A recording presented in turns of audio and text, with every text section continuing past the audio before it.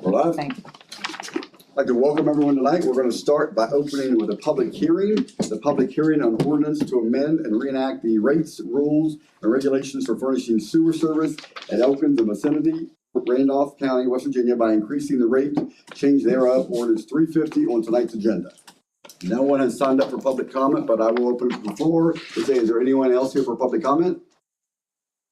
If not, the public hearing is now closed. So we will start now with our invocation, which will be followed by our pledge of allegiance. If you'll give me 1 second, I forgot my folder.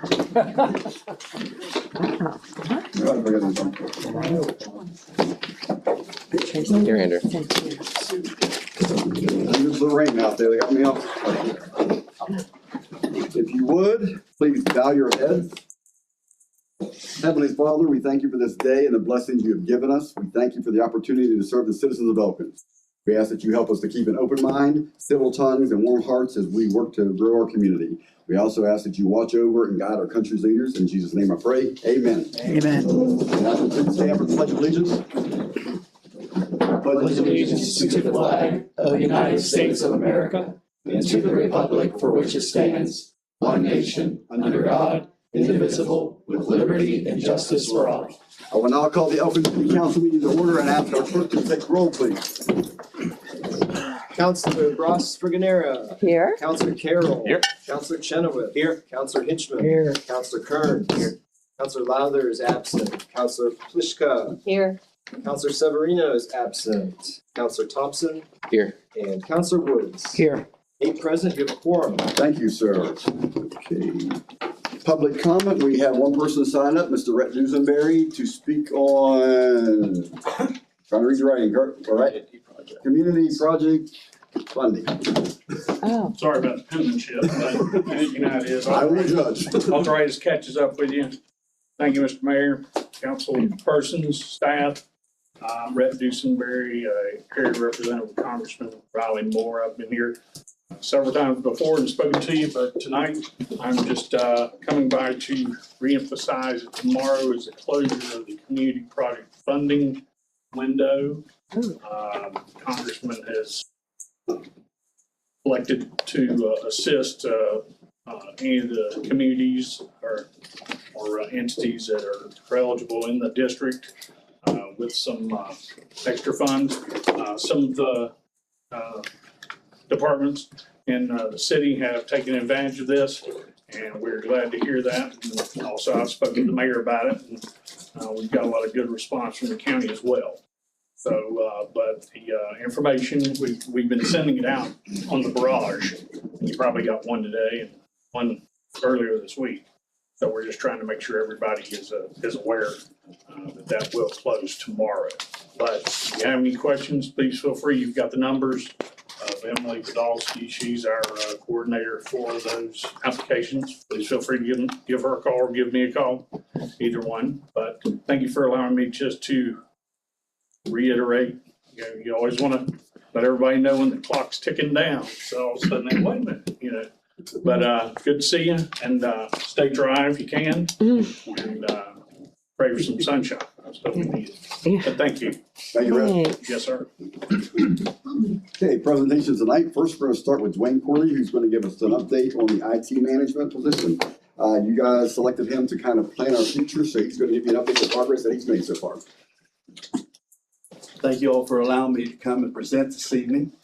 On November the 21st, as the mayor said, pursuant to the resolution 1796, I was appointed as the interim IT manager and in an advisory and managerial role under the direction of Mayor Marco.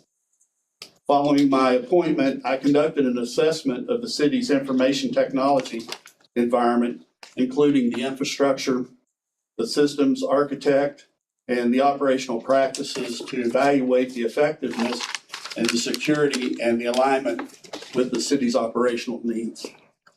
The assessment concluded with the city's IT infrastructure requiring some substantial modernization, and confirmed that we did need to dedicate to building an informational department to ensure secure, reliable, and sustainable operations across the organization. This report provides an update on the current status of the IT operation, summarizing the improvements that have been completed to date and outlines initiatives that we are underway with. First, let me address the IT department development plan. To establish the IT department in a sustainable and a fiscally responsible manner, we developed a structure of carefully designed phases. Instead of trying to take and eat the elephant with one big bite, we're taking it as we can. During the initial phases, the focus was on establishing the department's core framework. This included developing foundational policies, standards and procedures, and system documentation, cybersecurity controls, and baseline operational practices. A comprehensive information technology department development plan was created to give us structure for the initiative. Key focus areas during the foundational phase centered on strengthening operation capacity and establishing sustainable support. A priority was to enhance our communication and coordination and accountability with our city's current managed services provider, Business First IT. Increasing our communication with them resulted in a more collaborative and strategically aligned working relationship. It's been really great. Craig has come through tremendously. He's been very supportive, very open, very transparent, and I really appreciate that. This phase developed approach aligns with the broader strategic plan initiatives being advanced under the leadership of our city clerk, Sutton Stokes, supporting modernization and also accountability, improving service delivery, and long-term operation resilience. Next was our cybersecurity initiative. Given the current cybersecurity landscape and the increased risk facing public sector organizations, one of the initial pushes that we did was to try to look and see where we stood as far as our cybersecurity. And when we did that, we looked into what policies we had or didn't have. And so we had to do a comprehensive cybersecurity policy for the city.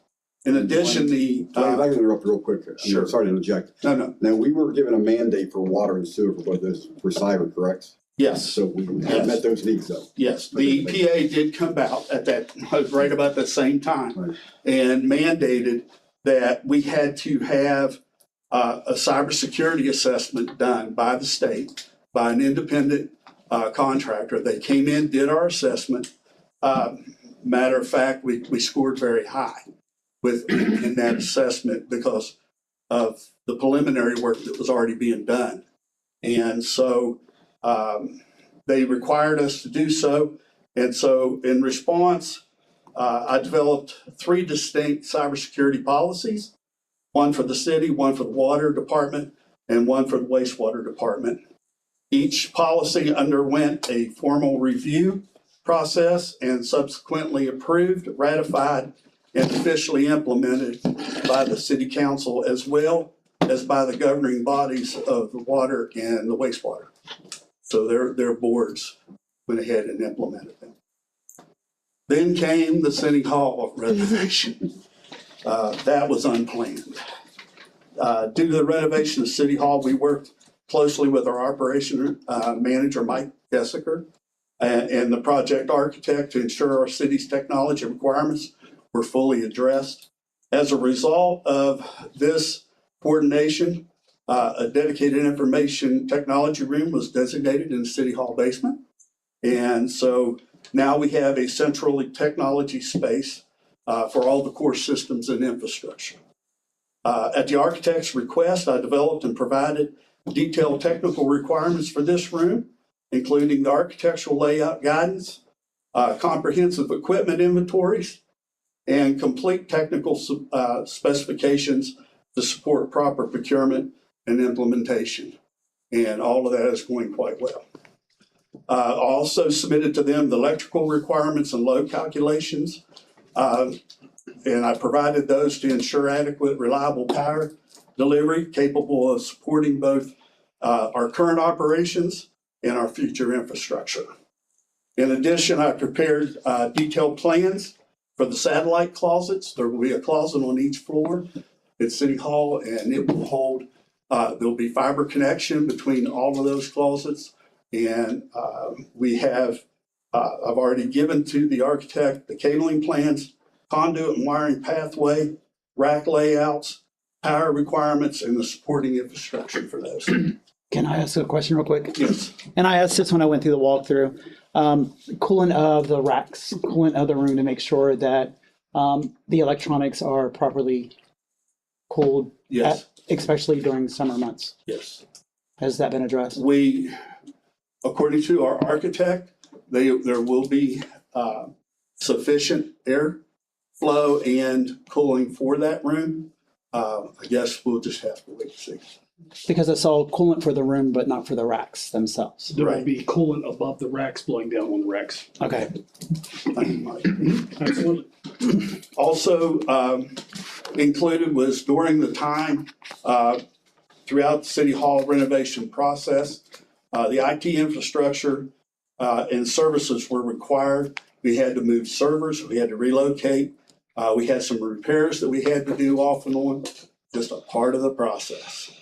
But thank goodness, despite all of the challenges and despite of all the issues that we had, operations were preserved and essential services remained functional within minimal disruption. Then we had the need to address our vendor review. And at the mayor's direction, I performed a comprehensive review of all of our technology vendor contracts and associated deliverables, including telephone, internet, and related services. As a result of this review, several agreements were successfully renegotiated. And generally, we generated substantial cost savings for the city over the life of the contracts, while also improving our overall services of what we were getting. One of the notable outcomes was City Hall internet connection upgrade. We went from a 50 megabit per second circuit to a 1 gigabit at half of the cost, and which was a cost savings at approximately $700 per month just for that one contract.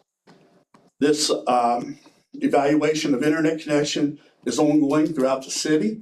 We're doing this for multiple other locations, have already been upgraded, and they're having higher speeds and improved services as well to better support our operations, and they are getting a cost savings as well. We are also working on unifying the city departments under one single telephone system. Doesn't sound like much, but it's going to be a huge cost savings. One of our departments, just their telephone bill alone, one department, $600 a month. At this point, if we get everybody on the same system, we will knock that down to less than $20 a month. Wow. So that's what we're working on. We are positioned right now. I'll shoot long range. If we would focus on that right now, we could have everybody on the same system by May. So that's one of the things.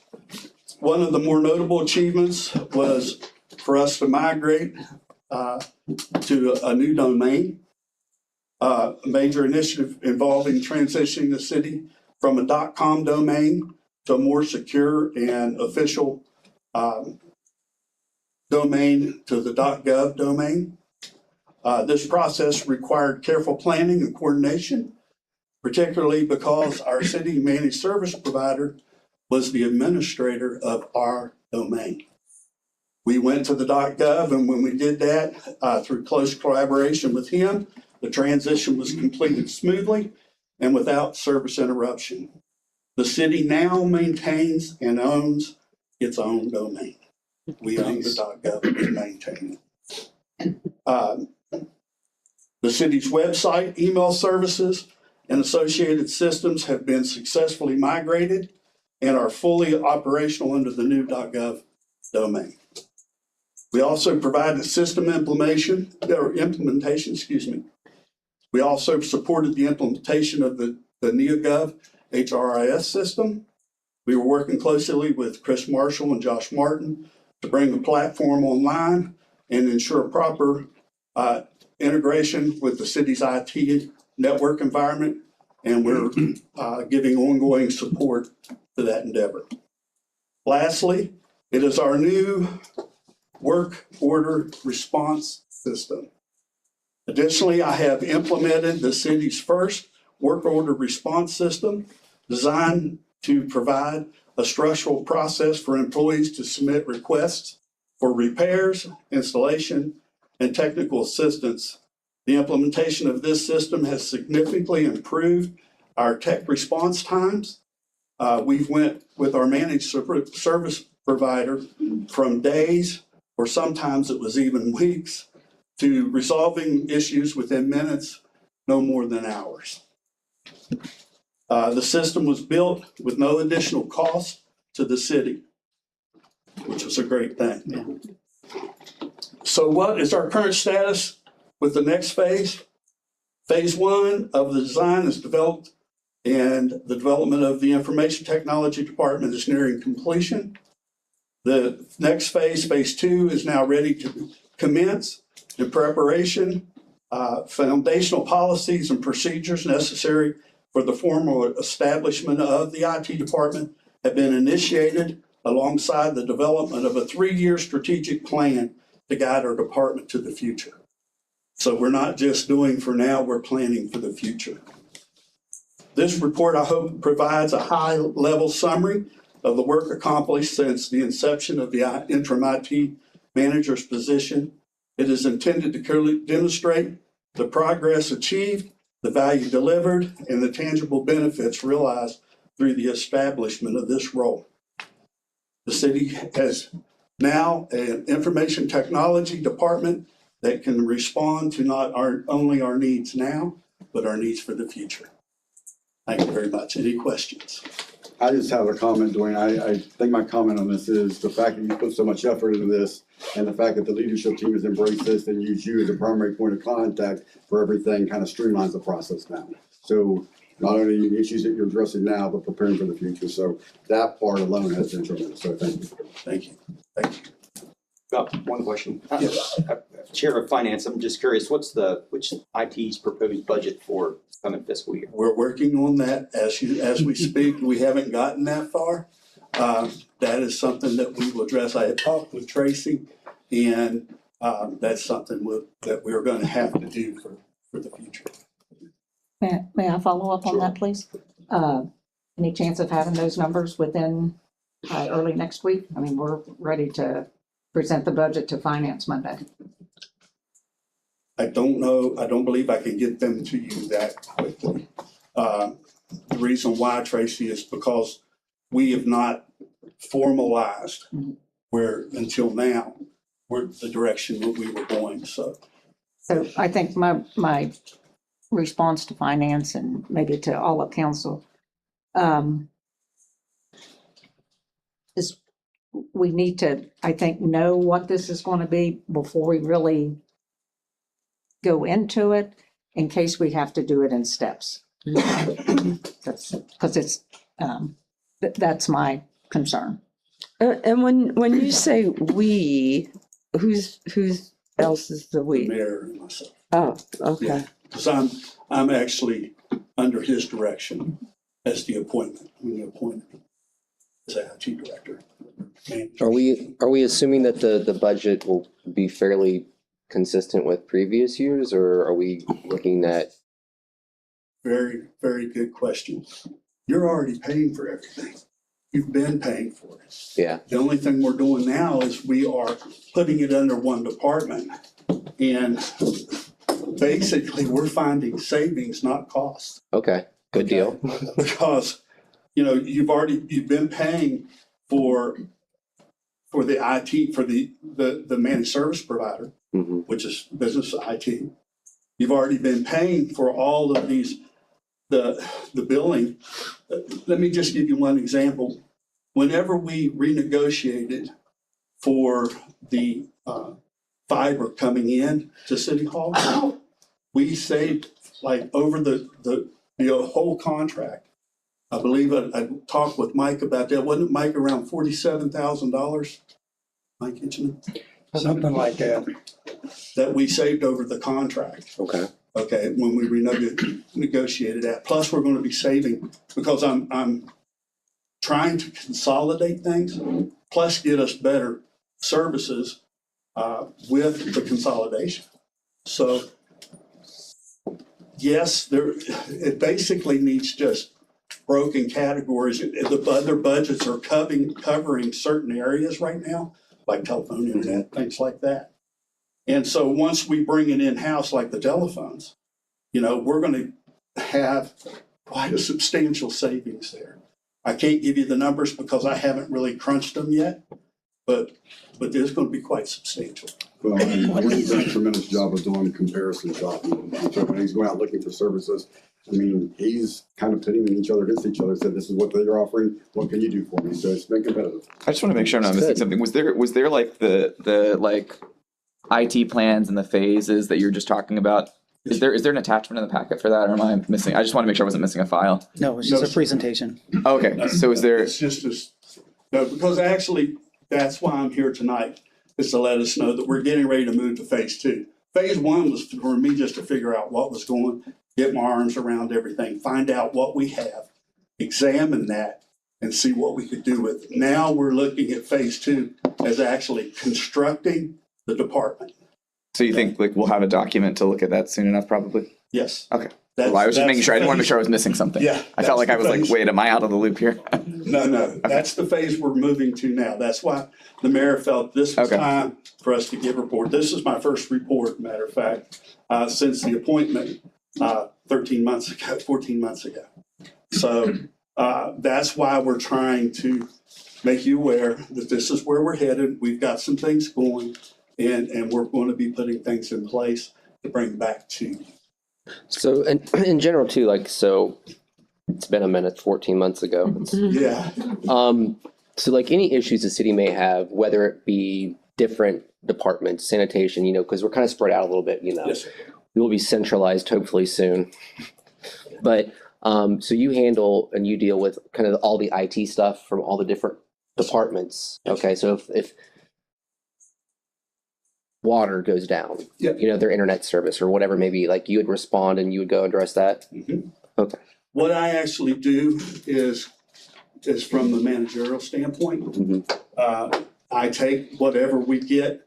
When we built with, I might add, Sutton's help, he was a huge help in helping us to create the not only the platform, but getting it out to the employees to let them know they could report issues. Mm-hmm. I have vision of that every day. Craig has vision of that every day. We pick up the tickets as they come in. If I see something that needs addressed to him, or I get something from one of our leadership team, then I direct it to Craig or to whoever I need to direct it to basically get the job done. Okay. I have a question. So once we get through all the phases and IT is completely stood up, what does the IT department look like when we talk about manning? It's going to be basically set up on a small corporation setup. There'll be an IT person that will be the IT manager who will be over managed services providers, whoever they may be, and at that point, we will have a point of contact within the city hall or within the city that we've not had before that will manage our needs. In other words, it won't be just an outside vendor. We'll be controlling the vendors.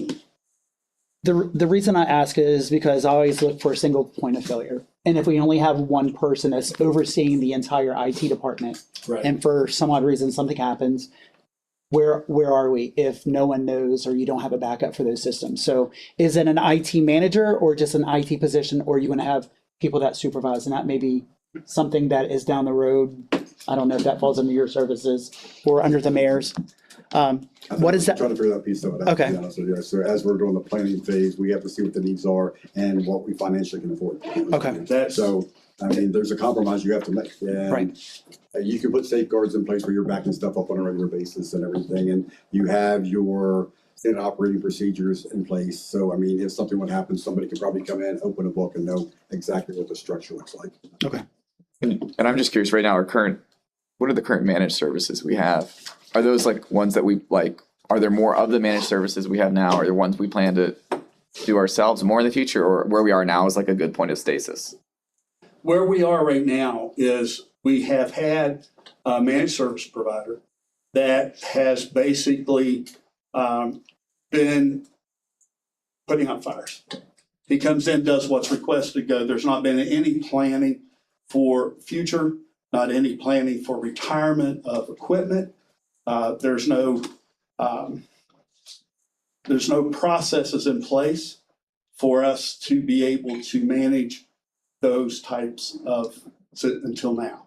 And that's why where we're going now is to build that structure so that we have it in place in order to manage the managed services. Well, I think Andrew is transitioning from being reactive to more proactive. Well, maybe I'm misunderstanding the term managed services. Those are outside vendors we're working with. Yes. And in the future, will we work with less of those and do more of that with an employee in the city, or is that ideally? As we can grow the department, I would see that happening, yes. On the interim, there's no way. We can't afford to have that kind of in-house right now. With the cost of an employee, we'll be blessed to have a managed service. We'll be blessed to have a manager just that we can, that can oversee our managed services. And right now that we just work with one vendor that does all of those fire. Yes, Okay. Yes, I didn't know if we had like more than one. No, Okay. just And that's one. business, we have IT, you outside said? vendors as needed. If we have specific things, for instance, if we would have to have, like our street department, if I would have to bring someone in to do a special function for them, to do, cameras on some of their equipment or whatever they need, then we would pull that in. Okay. But right now, for our overall. We actually have an outside vendor at City Hall working as we speak. Okay. Because we believe we had a lightning strike at City Hall and we're down. So he's there currently working for the city's behalf currently. I was just gonna, I'm not sure if everyone knows what a managed service provider is, like as a technical term. Okay, managed service provider is your boots on the ground. A guy that'll come in and put the phone in, he'll come in, run the wiring, he'll come in. If you're having an issue with your computer, we call him in, he comes in. He'll do the software, implementation of software that we would want, done throughout the enterprise, things like that. So that's what your managed service provider does. Tracy, over the last year, do we have a budget of what we spent on having the person boots on ground? I've provided that information. Okay. Yeah. Last fall. No, that's okay. Okay. I do know it's over $200,000. So For boots on ground. boots on ground. So if we're a la carting boots on ground, $200,000, that would trump having a full-time employee in the city. Right. But does that include paying for licenses, like of all the software and things? That's not everything. Just That's not his just time. Okay. That's not just his. That's what we're paying for managed service. So that's equipment and license and software. Yes. Okay. The other thing the managed service provider does is that, you say to them, we want all the office suite for all our employees, and they say, I will procure that and I'll provide it. And every time there's an update, I'll run that. But part of what we would pay would be licenses and. Understood. Your laptop. Yeah, just when I heard $200,000 for boots on ground, that was, Oh, yeah.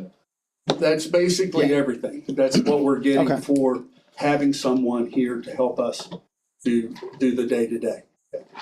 But before, we didn't have anybody that was spearheading where we were going, what we were doing. It was just you know, if someone called in and said they had a computer down, they'd come in and put a computer in. You know, and now we can start looking at putting together software that we can do our own asset management. And the IT manager would be in charge of that, beginning the end of life on our computers instead of being hit with, you know, 15 computers that are going down because they've been in service too long. Then we could actually do 2 or 3 a year, however we need to do. You know, and we can also help our leaders our department leaders to be able to know what is going to need to be budgeted for those things as well. So like, will you have an idea, when, I know you talked about some cost savings, which is awesome, that's great. But when would you think you would have like an idea of the budget, since we are at kind of budget season and we got to get that moving with various, you know, from my committee, we got PEIA, we got all these other things, variables. So like, when would you have an idea on that? I have to go back and pull all, because I didn't concentrate on the budgeting whatsoever. I was basically trying to get us in compliance, to get us we didn't even have processes. There was nothing formal in anything. It was just, you know, we had a guy come in and take care of our stuff. Now we have policies in place. We definitely need policies. Absolutely. Now we can form all that. So that's my next step. That's phase 2. And then kind of looking down the road, initially, we got our budget we're worried about right now, but looking down the road, do you have a kind of a plan down the road to replace the equipment, replace wiring, replace everything at some, you know, at some point of how we need, when we need it to? Right now, I'm working, I've got a rough draft of a 3-year plan that I'm making sure that I'm covering what we need in the first 3 years. So that way we also know budget impacts, things like that for the next 3 years, so that we're planning for the future. So that will be a part of that plan. Okay. With the understanding that things do happen and power surges come in and equipment gets fried sometimes, so. Well, if the rate of technology changes, It does. I mean, That's what- so rapidly, but also just degradation of lines and wires. Having the plan in place kind of gives you the guidelines and the one-offs kind of. Yeah. I mean, we know that, but at least you have the plan in place that you can kind of follow for the most part. Yeah. And like I said, I'll work with Dwayne about trying to get numbers, Tracy, as soon as we can for that, so, like I said, we'll ballpark it for you. Okay. So the prior meeting mentioned obtaining or getting information for grant funding for the IT portion of the City Hall project. Yes. Did that come through, or did you, any, on When that? the new administration changed, a lot of those were pulled back. Right now, I'm waiting to see when the next round of grants are coming out. I'm not guaranteed that we're going to be able to get any within this fiscal year, but it's looking good for next fiscal, that there's some that we can apply for. But also we need to get, you know, we had to get to this point to get the direction of where we're going, to know what we need. Because we had no clue, to be honest. But we're there now. We got our arms around things. We know what we got. We know where we're going. Now we can start backfilling some of the holes that we have. Any other questions for Dwayne? Thank you, sir. Appreciate your efforts. Thank you. Okay, next we have the Elkins Depot Welcome Center annual report. Welcome. Thank you. I have the whole gang here with me. All right. Haven.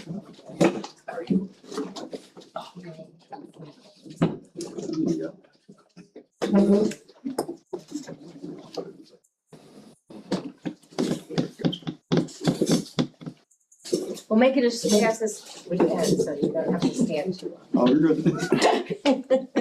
Good for my So back, thank you for actually. setting this up for us. Really appreciate it. Good evening. On behalf of the Board of Directors, our new Marketing Director, Ben Duvall Irwin, our new Welcome Center and Volunteer Manager, Luana Schoonover, and our new AmeriCorps member, Emily Higgs, and myself, Ann Beardsley. I'd like to thank you for allowing us to be here this evening and have this opportunity to talk about our accomplishments for 2025. When I was appointed to this position 13 years ago as Executive Director of the Welcome Center, I could not have imagined it would have transformed into the entity it is today. What began as an effort to welcome guests to Randolph County and provide them with pertinent information has now evolved into a major economic driver for this area. Welcoming visitors to Elkins and Randolph County remains a core element of our mission. Over the past 20 years, we have served over 602,000 guests at our Welcome Center. In 2025 alone, we welcomed at least 19,193 people from around the world to the depot and distributed 39,061 brochures across the state. We were able to accomplish this thanks to our dedicated team of volunteers who served over 1,300 hours last year, like our 2025 Volunteer of the Year, Mike Juratovac. Our growing investment in marketing continues to yield more impressive results each year. 2025 saw continued growth across the board through our digital channels, especially email and social media. We continue to post a variety of fresh content on our social media pages, publish blogs, local events, and up-to-date attraction listings on our website, and share news and travel inspiration through our email newsletter. Last year, this led to over 6 million social media views and almost 36,000 social media followers, and 321,000 website views, and a 33% increase to almost 16,000 newsletter subscribers. We continued our emphasis on video production and digital advertising of topics, several state, regional, and national publications, some of which you can see here. We continue to participate in the West Virginia Department of Tourism's cooperative advertising program and utilize their 50-50 match to leverage this year $17,500 of our own marketing funds into $35,000 worth of advertisements. Last year, we debuted our Artistic by Nature video campaign that showcased arts experiences and cultural events in the area. This video has been viewed now over 1 million times, bolstering our promotion of Randolph County as a thriving arts community and destination. This year, we are focusing on our numerous fairs and festivals, from our large and long-standing events like the Mountain State Forest Festival, to small community homecomings like Colton Days, to one-of-a-kind celebrations like Fosna. Once again, we partnered with local production company Coat of Arms to produce new video assets featuring Randolph County's annual events, including seasonal edits to keep our campaigns fresh. Edits will once again be distributed through streaming and web ads, social media, and additional ad buys. Strong public relationships are essential to the success of Randolph County and the CVB. Each year, we spend more and more time reaching out to the community partners in an effort to make the public more aware of the importance of tourism and the role it plays in the future economic development of the county. I've spoken to such groups as Rotary, Appalachian Forest National Heritage Area, Youth Build, Leadership Ready, and spent an entire day of instruction on tourism with Leadership Randolph. Not only do we serve on 7 boards of directors and 9 committees, we help Randolph County tourist attractions with marketing funds and advice on creative marketing. And last year, we contributed $21,842 to local organizations' marketing and event sponsorships. We continue to provide free support to local partners through attraction listings in our calendar of events, which we promote weekly through our This Week in Randolph County highlights. We continue to do cooperative advertising, attend conferences, participate in the Department of Tourism seminars, and have a seat at the table of statewide organizations like West Virginia Hospitality and Travel Association and the West Virginia Association of Convention and Visitor Bureaus. We engage with regional tourism development initiatives like Mon Forest Towns and Appalachian Forest National Heritage Area. And this year, we're partnering with other CVBs in neighboring counties to create a digital passport that promotes seasonal attractions during maple syrup season. Today, I'm very happy to report that Randolph County has seen growth in hotel motel tax to almost $650,000 a year. In 2025, total spending by tourists in Randolph County reached almost $96 million and provided funding for over 1,000 jobs. And our marketing budget was able to jump to $175,000. This county growth was almost $15 million over the past year. This means that we have a $547 return on every dollar that we spend on marketing through the CVB. We are now able to have a professional staff of 3 and an AmeriCorps member, which is allowing us the time to expand our efforts and continue to grow this organization forward. Another of our new projects this year will be our Visitors Appreciation Card. This will reward visitors who have chosen to come to Randolph County and give them incentives to spend their money locally by providing exclusive offers and discounts at participating businesses. Excuse me, I apologize.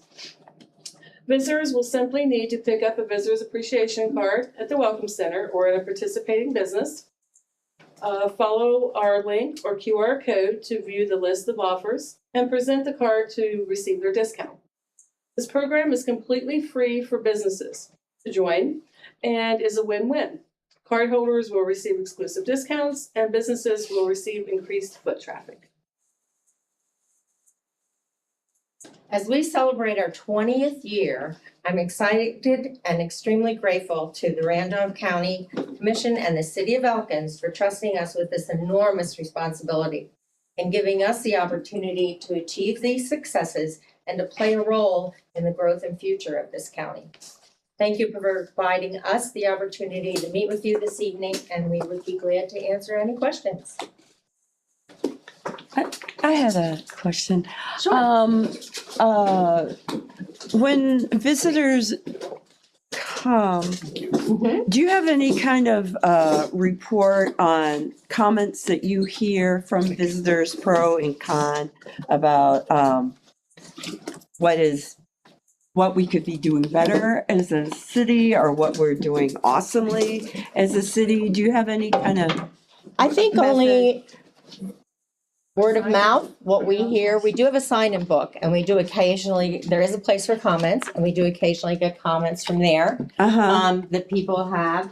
We do get some on our comments, Facebook and Google Drive and all those kinds of places. Right. They'll give us, wow, this was really great, or there was a problem, there might have been a problem here. If we've ever have any comments from people that are very negative about a specific place or something happening, we talk to them and say, somebody had this issue. We realize that might not be all the time, but we want you to know so that if it was an employee that was causing a problem, you have the information on hand.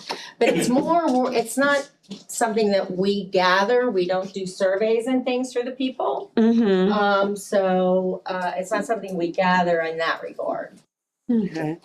I think, and I'm sure you would share with the mayor or whatever, any kind of concern that you're hearing at the visitor center about XYZ.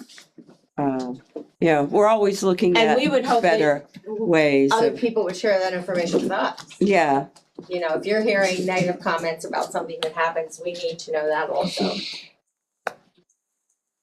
I think the Welcome Center is fantastic. Thank you. We have a great great staff and great volunteers. Yeah, you really do. Really You fortunate. really do. So I can't imagine you get much going that way. But I'm always, as somebody who visits a lot of other towns and have, that first impression type of thing, anything that that you could share, that people have shared? I would say our biggest concern that we get from people is if you come, on a Monday I know, or a Tuesday, yes, there's not much to do in Elkins on a Yes. Monday or Tuesday. I including know, Even some of the restaurants aren't open. I know. We get people, it always amazes me, that drive all the way from Florida to take a train on Monday. And trains don't run until Thursday, but somehow they didn't bother to, check that out before they actually arrive. So, I would say that's the biggest feedback we get that's negative is the lack of things to do early. And the one thing we are so excited about is the Interact Museum, because we also get a lot of comments about what do we do with our kids on a Tuesday or a Wednesday when there's no train, and right now we send them to parks and playgrounds and, the movies and those kinds of things. But now this will give them something that's gonna be amazing. And we think it's gonna be a huge boost to the tourism because it'll be something people will come specifically to see.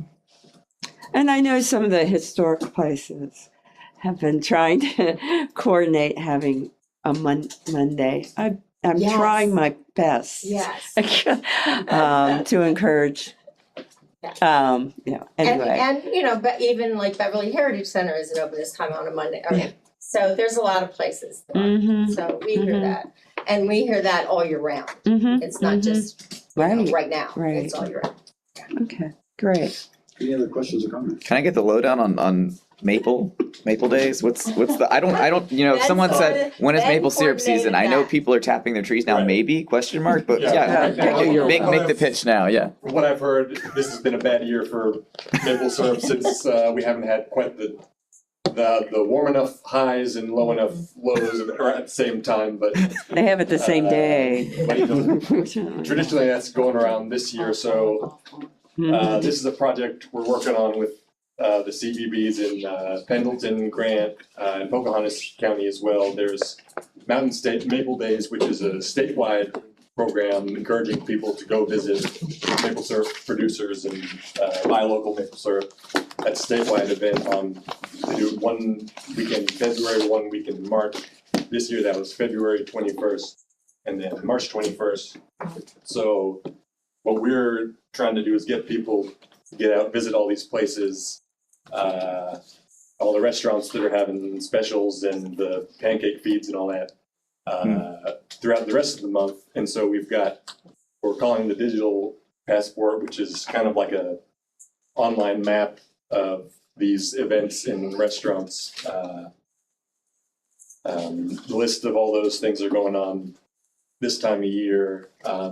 We've got a copy on our website. We've got some posters in the Welcome Center. And so it's encouraging people to support local maple syrup producers. And we're trying to incentivize it a little bit, where if you visit at least 3 of these locations, we'll give you a free sticker. If you visit at least 5, we'll give you a free pin. So we've gamified that a little bit to try to create some incentive. And I'd like to say that thanks to Luanda, we all had maple donuts at our staff meeting yesterday. It's my favorite. So we Burns is one burnt of our some locations birds. on our list. It's on our list, and so we all had maple donuts, so we're And that- trying our best to promote this. And that map, Ben, is on elkinsrandolphwv.com. Yes, under the stories section of our website. Cool. Thank you. Any other questions or comments? First, thank you guys for coming. I love tourism. I think it's especially younger folks, millennials, kind of around the area, this part of the country. They want to get out of the cities and stuff, and they want to see local, smaller towns and the culture that comes with those. So I was kind of curious though, because I'm assuming probably 200 plus bus groups were hosted. Probably not my demographic, but do you have any idea of where those bus groups were originating from? All over. Kentucky, Michigan, Indiana, Florida, South Carolina. They come from all over. Some of them are mystery tours, which are really fun for the people, and they come in because they didn't know they were coming to a train ride. Oh. Yeah, which is kind of daring for them. I'd sign up I'll for tell you that. what to pack, and that's it. You just show up and you go. But they really do come from all over. And I have to tell you, the Gandy Dancer and the Railroad, and now the people working with the Tiger, are doing an amazing job with attracting those buses. And we do help them with some of the money to go to the travel shows because they're the experts. We're not. We could go do those shows ourselves, but we know that they're the experts and that they will bring in many more buses than we will because we don't have that expertise. And so, the Tigard is overflowing already this year with Phenomenal. buses. We met with him today and he was getting a little concerned about. July was already pretty sold out. That's great. Yeah, which is wonderful. And all of these buses and these sold out hotels and stuff, that's amazing. How can we get them to downtown Elkins, into our shops, into our restaurants? We really you have to do it through the people that actually are running the bus trips. And it is really hard because they get off a train and they get right back on a bus because they have to go to the next stop. And they don't give them a lot of time. And everybody tries to make that part of their tour when they're talking to them. And they take all our information, they talk about the shops, they talk about the town. And, but, unless they give them time, there's nothing we can do about that, unfortunately. Yeah. Cody, occasionally when I'm walking around and a bus pulls in, I'll jump on and welcome them, so. Which is awesome. Drive the bus downtown. In front of the shops. I can attest though, they're from everywhere. I mean, it's kind of a mystery for me when I jump on them, I never know where they're from. And it's kind of neat hearing their stories. That's really cool. I bet they get to see the mayor of our town, like walk on the bus. It's pretty cool. Yeah, I have a good time with that. Make sure you bring your dog with you when you're doing that. That usually happens. My wife has to take the dog because he barks. So he's welcoming them too, so I yes. would like to just make one final comment. We met with the Tiger today. They're getting ready to celebrate their second anniversary. Believe it or not, they will be open 2 years. And once again, we're working together and they are gonna have a huge block party on the 24th of April. And they have 3 different bands. They have inflatables, the Interact Museum is gonna be part of it. They're gonna have some food trucks. It'll go on from about 4:30 till 11 o'clock on Friday night. And then Saturday morning, the Ramp Festival will start. So we're making it a weekend and we're planning on making it annual so that this will happen, for years to come, that we will get people here not for one day and not for one night, but for the whole weekend. And so they're starting to fill up already for that. So with the Randolph County Development Authority with the new event center. Yes, huge for us. So have you guys been working and collaborating with them? I know we're not there yet. Just getting started. We're not there yet, but Right. are you kind of getting a plan formulated that once that building's kind of complete to bring in different, tours or festival, I Well, don't know, they have whatever, yeah. people already in all those positions. They have someone that's doing strictly entertainment. They have someone that's strictly doing group sales. So they already have those people in place and we're already starting to communicate and work with them. So then they need a big show on Thursday night, so then you can have it on Friday night. Exactly. So we can keep people longer Yeah. than 2 nights. We want to keep them 3, yeah. Good. Any other questions or comments? Thank you guys so much for Thank you. your support. Thank you. You all are great with us. Thank you. Thank you. Okay, moving down to our minutes portion, I will entertain a motion to accept the February 19th minutes as submitted. So moved. We have a motion. Any questions or comments? If none, all those in favor say aye. Aye. Those opposed, nay. Motion carries. You have in your correspondence, notifications, recognitions in there. I did another proclamation for the National Future Farmers of America from February 21st to 28th. The community table will be April 14th. The rain date on that is April 15th. And Beaner's Food Alley Food Truck will be September 30th through October 4th. So those are in there for event request. And now we'll go down to our council reports. And we will start with Councilor Chenoweth. Finance Committee has no report. We meet on Monday at 1 o'clock here in this room. All right, Councilor Hinchman. Public safety met on Monday and we had discussions on the structure of the fire department. And we have the next phases in dilapidated properties and the testings on there. And we had updates on the camera system from the police department. Thank you. Councilor Bushy. No report. Thank you. Councilor Brosser now. The rules and ordinance met, was that just this week? My goodness. And had a lengthy discussion regarding short-term rentals that will continue until our next meeting. We need some more information on that. Sutton has done an amazing job with the council rules, which will be coming by a presentation at the next council meeting. And then on the agenda for tonight is a description, a verbal or textual description of alleys and rather than using a map. We're changing next month's rules and ordinance meeting into the first Tuesday. Is that what we did? I believe so. Yeah, first Tuesday. And that's it. Thank you. Councilor Woods. No report. Thank you. Councilor Kearns. No report. Thank you. Councilor Carroll. The planning commission will meet next Thursday at the Wood Tech at 3:30. Thank you. Councilor Thompson. Personnel committee met on Monday, pretty thick agenda, but we did get some updates on our HR position, our HR journalist that we're going to be hiring for. We will be scheduling interviews for that very soon, tentatively next week, with a backup day just in case the applicants are not available then. We also got a NeoGov update. You know, we heard from Wayne with his implementation on that, but the personnel committee, just because the city has invested a significant amount of money in this, we would like a more detailed report with updates and the kind of the progress on where we're getting with that.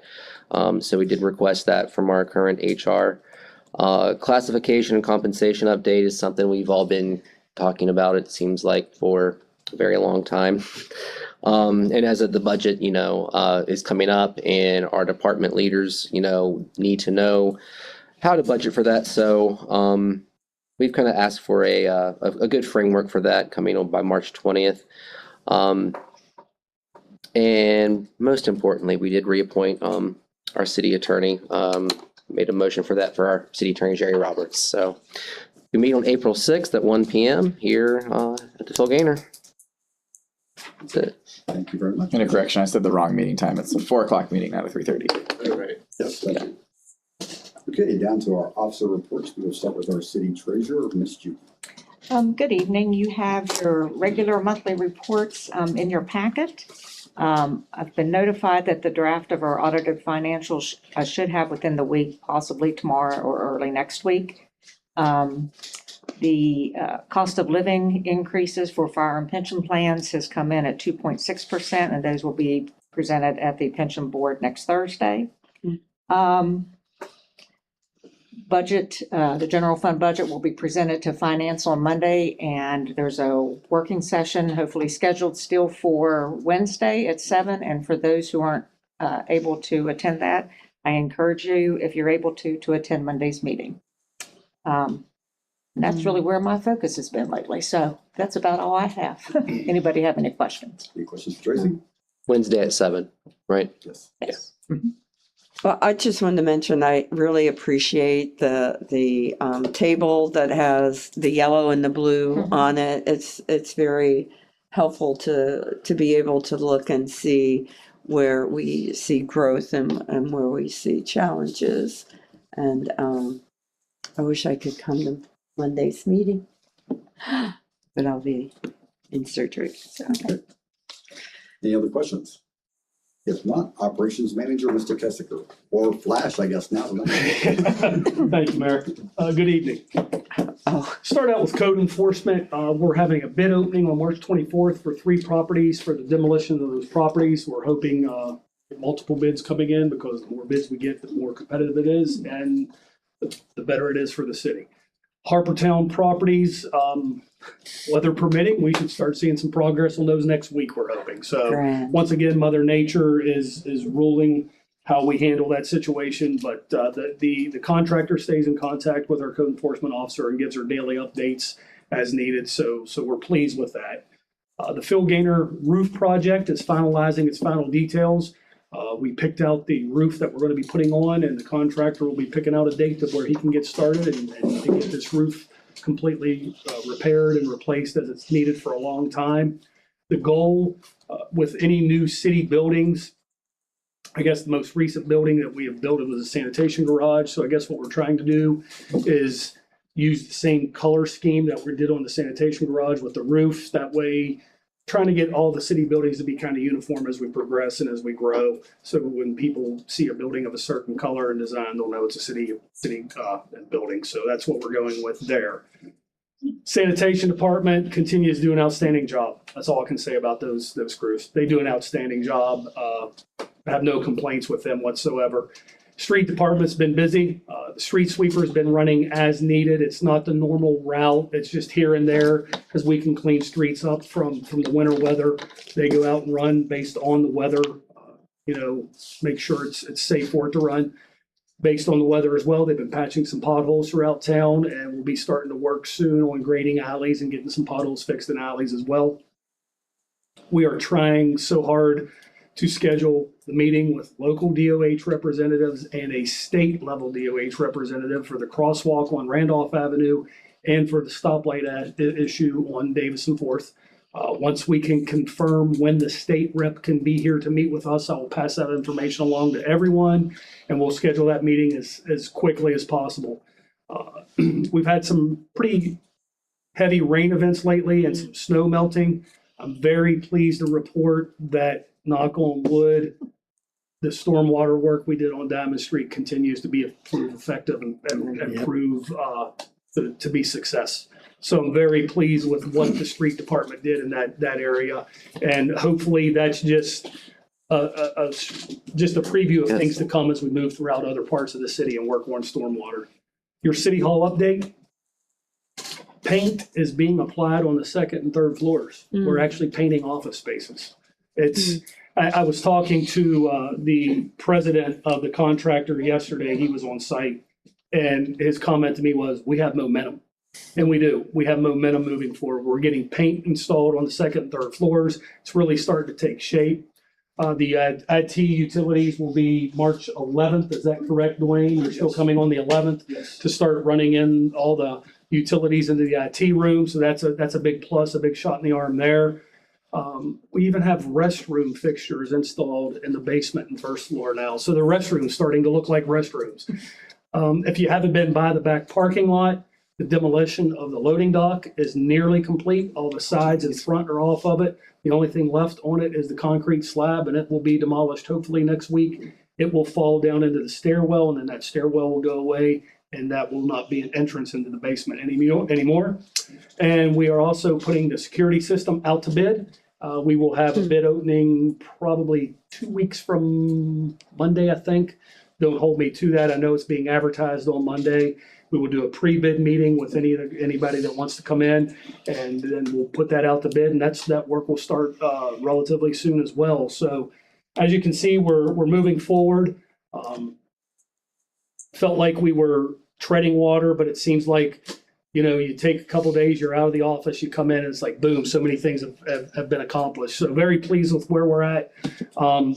Do have to report that we do believe City Hall got struck by lightning this evening. I was in there when it happened. It wasn't a pleasant experience.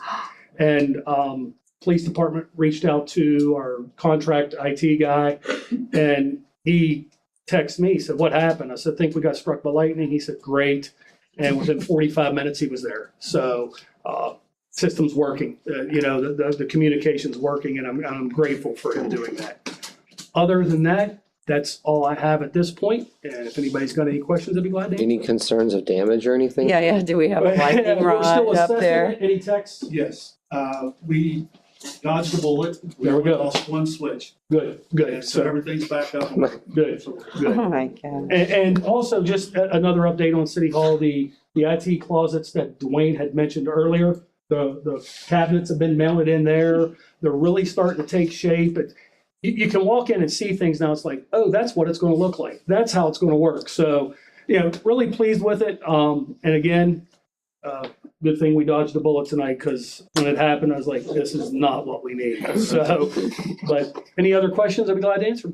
Mike, have we received any updates on the Davis Avenue Bridge? Because I keep getting the question from constituents, obviously. We have not. I've been in talk with them about some of the rerouting concerns. And that's also something that we need to meet with DOH on as well. DOH actually has some concerns about the rerouting avenues that they're going to take, and they think we might have to tweak that a little bit. But to this point, that's the latest I have heard. But any I contact. did several questions on that, and I said, as far as I know, As far as I know, we're still on board for when the Forest Festival's over. Boom, we will start We've working. heard nothing new, so Yeah, that's no, what I've been telling I'm people. So, hoping no news is good news. Do we have a preliminary like plan of what the bridge would look like? Or are we even there yet, or? Yeah, we have, they've It's going to be similar rendered, to what we it's have, gonna be very right? similar to what- yeah, it's going to be very similar to what we have. Of course, we're going to have the sidewalks, I believe, will be a little more expanded on it, to allow for more pedestrian traffic. There'll be some different lighting on it, but it's going to be very similar to what we have. But I believe they did say that they would send us a copy of it. Yes. We'd have a chance to Yes. feedback, so you guys will get a chance. Yeah, once we get that rendered copy to us, we will provide it to everyone so we can, ask questions or see if we can make tweaks. Okay. And then you mentioned earlier in your, talking about like Davis and Fourth and a light where? A crosswalk on Randolph Avenue. Okay, so you're going to meet with them and you'll get some ideas of. They're what that going to looks come like. to our location. We're going to meet with them. We've met with them already. Unfortunately, the state did a traffic study and deemed that the crosswalk on Randolph, there wasn't enough pedestrian traffic to warrant giving us the go-ahead to put the crosswalk in. We've asked them to do a study at a different time, Mhm. and they're willing to work with us on that.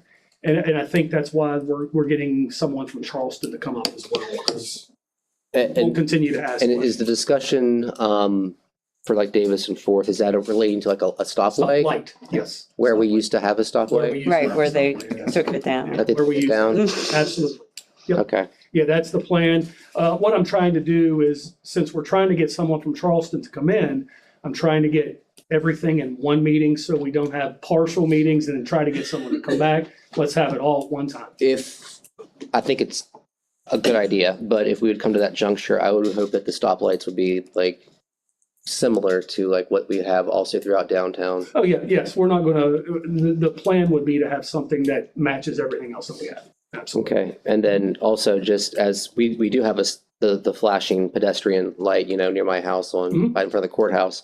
I just kind of want to reiterate, the importance that traffic, when that light is flashing, you stop. Right, right. And also we like, one thing that the state did bring to our attention, and I wasn't with them when they did the pedestrian study, so I can't confirm, deny, but they urged us to urge citizens to make sure they use the crosswalks and don't cross the street outside of the crosswalks. So, just public safety notice there, please. If there's a crosswalk, use it, and I think you're safer that way. I hope so. But again, other than that, that's all I have for my report. All right, thank you. Whitney, did you have a report tonight? Or are you just I can here? give you one. Yeah. All right. Our chief wastewater operator, Whitney Hines. Well, the chief water guy was supposed to be here, and I don't know anything about water, so we'll leave that to Wes. Well, I will tell you, he called me and said that whatever his kids have, he now has. Well, I hope he feels better, but I'll take over for him tonight. I'm not taking a lot of time like I did last time, but we have had a lot of public comment the past couple of weeks, and we went through the questions, and we've answered a lot of questions for the public, so I appreciate those comments. Some of the answers weren't what they wanted to hear, but very honest and forthright, and part of my job is to answer those questions, and I hope I answered all that I could. You probably got an emergency locate today about a emergency issue, so the force main went out in Glendale Park. So that is the second time in a year. Very rare for force mains to blow like that. But it was an 18-inch line. It was cracked on the bottom. It's 40 years old. It was system failure. The guys jumped right on it and got it fixed. We even had Tom Tesser from the parks down there in the ditch helping. So thank you, Tom. But we did apply for some grants with the help of Region 7. So hoping to get some generator funding. I'm hoping to apply for some more. And the cybersecurity policy, I was just contacted this week about a project that we're doing, if we had a cybersecurity policy in place, and we do. So we're good to move on that project on that part. The Davis Avenue Bridge, we have met with the engineer and discussed the moving of the sewer line and the CSOs under the bridge, so they're aware of that. Real great company to work with. They've got it all figured out. The phone system, we moved our phone system over and we pay very minimal on telephones now, so great project to do. Other than that, if there's any questions for me, feel free to ask. Thank you. Any questions for Whitney? Just thank you, Whitney. Yeah, it's been great all the information you provided. It's stellar. That was the help of Sutton and Leon and Michaela and everybody, so thank you everybody. Well, I think it was very effective, the fact that, I think we were able to answer the questions right up front and so that we had nobody here for public comments. Yeah, I think the fact sheet that was put out by Sutton and Leon was instrumental in answering a lot of questions. I had people within Fifth Ward reach out and I said, have you gone to the fact sheet, and would send the link out to have them to go see exactly what the ordinance that we're looking at tonight is all about. Very good. Thank you. Okay, our fire chief, Steve Hopkins. Thank you, Mayor. February, 56 calls. That brought us up to, we broke 100 for the year already. I think 10 house fires in 2 months. I don't like that, but it's what it is. We think the engine that we've been having some mechanical issues with is back in service. It's been running calls for a couple weeks now. We may have it fixed. I'm hopeful. So we'll have to spend twice what it originally cost to replace it. So we're really happy about that. Hopefully I get my phones next week, according to Dwayne. I'm really looking forward to being able to dial extensions and transfer calls that came to the wrong place. Researching a couple grants here moving forward for some equipment, and more to come on that. Saturday night, daylight savings times, check smoke alarms. Well, Chief, I will say transferring calls works both ways though. So now we can find you. It's all right. Any questions for Steve? I will say, I think in the time I've been on council, this is the most house fires I've heard about or seen. Is there any trend or point of caution that you wish everyone would know to prevent it, or is this just a fluke of the stars aligning? Is it mostly like fireplace fires, or is it electrical? Or? Sometimes you just don't know, and sometimes even when things are, you think they're right, something's not. And I wouldn't say that there's any rhyme or reason of, a specific cause or an uptick in intentional fires or anything like that. It's just, and some of that too is mutual aid responses because of, the most valuable resource that I have are my people, and it's hard to get people in today's climate, and that's affecting everybody. So in addition to taking care of our own stuff, we're helping other departments probably more than we ever have. And so this 10 house fires include the mutual aid calls? Yeah, this is total call volume. That's not just ours, but but I would say the bulk of them are better than half of them are ones we run either in our district or in the city. The questions for Steve tonight.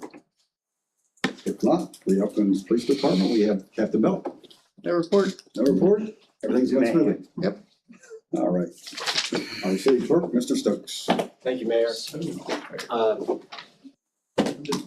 I guess the biggest sort of strategic issue that I'm working on right now, just, we already touched on it at the last meeting, the TIF revenues, TIF bond issue. I don't have anything dramatic to report, but I have a call with our financial and legal advisors tomorrow, just to take a look at the valuation we got from the assessor this week.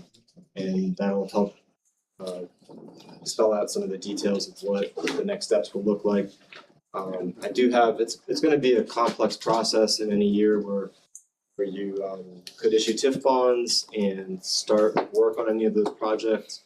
So I will try to prepare some kind of a overview of what that would look like, just so people have an idea of the different roles played by the TIF committee and the finance committee and then council in actually deciding these next steps, but nothing super dramatic to report about that at the moment.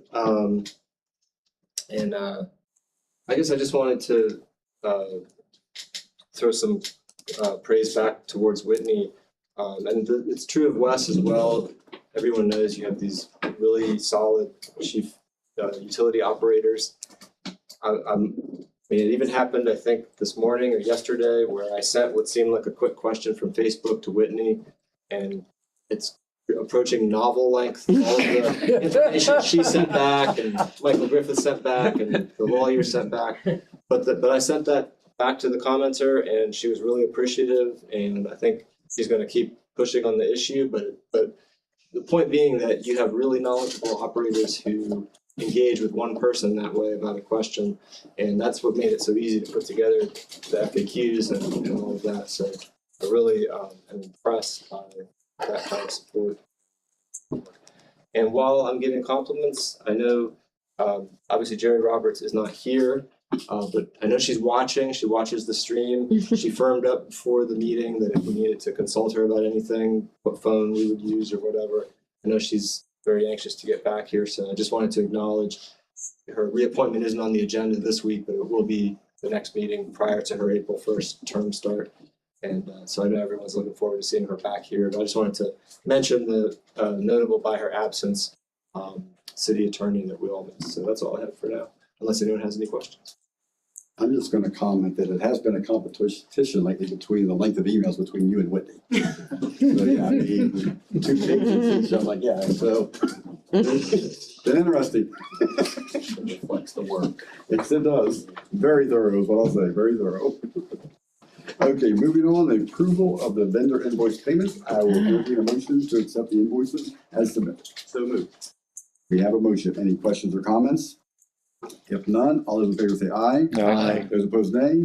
Motion carries. New business, ordinance 350, an ordinance to amend and reenact the rates, rules, and regulations for furnishing sewer service at Elkins and vicinity, Randolph County, West Virginia, by increasing the rates charged therefor. This is the final reading. I will entertain a motion to accept, please. So moved. We have a motion. Any questions or comments? If none, all those in favor say aye. Aye. Those opposed, no. Motion carries. Thank you.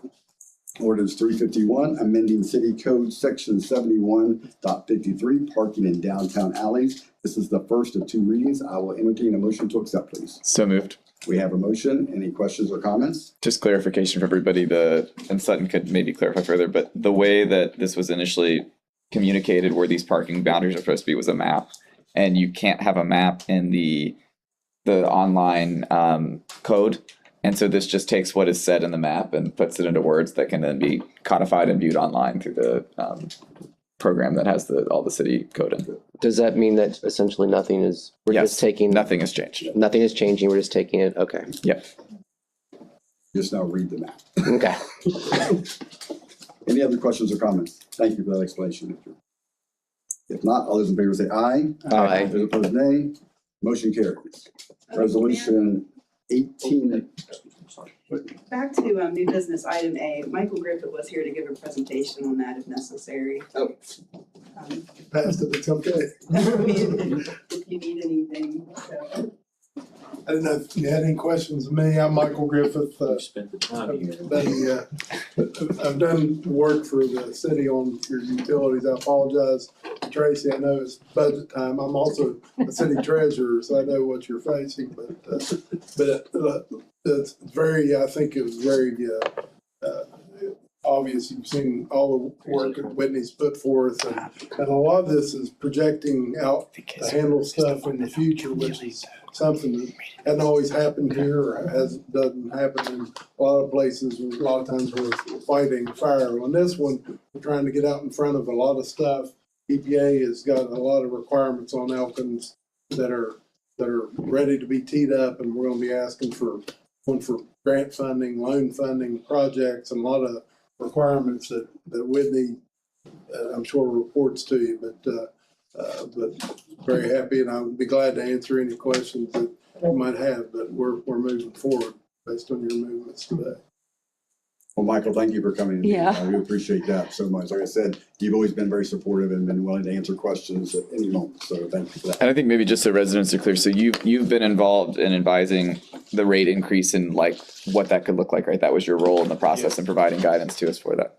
And I guess in that process, is there anything that you feel like residents would be surprised to know, or like that would be something like, I really wish more people knew X about this process? Well, I think some of the comments we were trying to address, a lot of comments about other rates and other places. Of course, every place is different in how you've handled infrastructure and what's happened and the timing of things. For example, if you build a new sewer plant pre-COVID, you're going to be in a lot better shape than if you have to build one today, because the inflationary impacts of all the stuff that you're facing. Give you an example, worked for City of Huntington, and their sewer plant came in $50 million over estimate, and we'd started planning right pre-COVID. And we had engineering estimates of bids 60 days before we went out, and it was $15 million over. 50. I mean, it's just, and we're seeing that all in everywhere. I work all throughout West Virginia, and but I think the biggest thing is there are so many things when I know a lot of times a lot of the customer discussions that I hear talk about, things are hard, inflationary things. But I can tell you for your utilities and for some other city infrastructure things, the inflation impacts, especially the last decade, dwarf overall impacts of inflation on other things. But give you an example, like some big electrical unit, it went up from 250,000 to 1.5 million in 3 years. Just one piece of equipment. And when you have some of these things, you have to have. They're very expensive. And a lot of people just don't realize it, and your customers don't realize it. But it is something, unfortunately, that the utility board faces every meeting. You hear about a pump repair, and it might be $50,000 to replace a pump, or 60. I mean, it's astronomical the cost that takes to operate. But that would be probably the biggest thing. It would surprise people. Some of the large expenditure you have to have just to keep water flowing and sewer being treated. Any other questions or comments from Michael? And I would just encourage, residents or people watching on the almighty Facebook, which is a place I love a lot, that there's so much good information on the city website, and we've been provided as your city councilors with lots of great information to share. So we're all certainly happy to continue to field questions, because it's kind of a fascinating thing, how we're all linked together. And I found what was, I don't know if you put it together, Sutton, or if Whitney put it together, but the comparison of other utility rates that we were sent, and also the complexity of the system, like just for this geographic location, that, if we were a flat city that didn't have such dramatic like freeze-thaw cycles, that we would be in a different position than we are now. And so I think just like those complexities are things I didn't really think about, and then I hope other people continue to think about. And so I think it's a great opportunity for us to educate ourselves about like the things that are easy to ignore until they're broken. And about how we can pay for them. Yeah. Thank you, Michael. Thank you. Okay, resolution 1897, approving addendums to leases with the Randolph County Development Authority for office space at the West Virginia Wood Tech Center. I will entertain a motion to accept, please. So moved. We have a motion. Any questions or comments? If none, all those in favor say aye. Aye. Those opposed, nay. Motion carried. And D, proposal to reschedule April council meetings. Sutton, would you like to explain? For those at home. There's just a couple of reasons to bump the meetings forward in April. One is that you have to meet on April 21st. Every governing body has to meet on the third Tuesday in April anyway. And you would have had a meeting the week before that normally. And that's delay the levy to explain. Yeah, sorry, you have to meet, they're all meeting, delay the levy, take the final action in establishing the budget and setting levy rates for the coming fiscal year. And then, of course, if you met at your regular time of April 2nd, you'd be meeting before any of April committee meetings. So the suggestion would just be to move that meeting forward to April 9th. That way there'll be at least one set of committee meetings before, on the Monday before that. Cancel the regular meeting of the 16th and instead take care of any business on that Tuesday, the 21st, when you have to meet anyway to lay the levy. So it's just kind of spelled out in your packet. It's a mouthful of a motion, but basically it's postpone the April 2nd to April 9th, cancel April 16th, and meet as you're required on April 21st to take care of any remaining business. So with that, I will entertain a motion for that motion. I move we reschedule the regular meeting set for Thursday, April 2nd to Thursday, April 9th, cancel the regular meeting scheduled for April 16th, and hold the required levy meeting Tuesday, April 21st, at which time we can also talk about other Okay, things. you're reading it, that's kind of cheating. Okay, we have a motion. Any questions or comments? If none, all those in favor say aye. Aye. Those opposed, nay. Motion carries. Mayor's comments. I'll keep it kind of brief tonight, but I do want to give a special shout out to the Elkins High School girls swim team. They were 3-time state champions, 3 times in a row. So congratulations to them. We will probably recognize them in the future calendar years. And one of our dear friends in the room, Miss Taylor McKinney. Happy birthday to you. I hear things, all right? I'm aware. Lastly, we had a very interesting and dynamic meeting last night to discuss America 250, and folks showed up and shared some great ideas.